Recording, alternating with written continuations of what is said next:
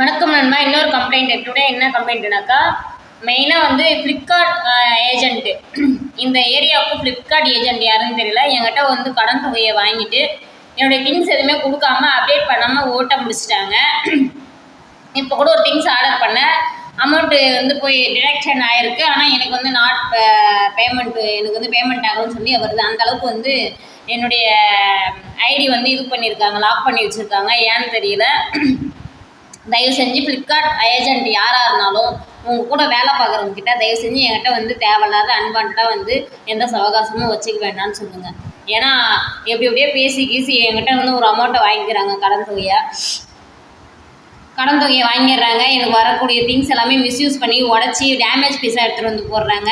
ஏன்னாக்கா நான் ஷார்ட்டாக இருக்கேன், சின்ன பொண்ணு, எனக்கு கேட்குறதுக்கா எந்த ஒரு யாரும் சப்போர்ட்டுக்கு இல்லை அப்படின்ற ஒரு எண்ணத்தில் நிறைய பேர் என்னை மிஸ்யூஸ் பண்ணிட்டு இருக்காங்க.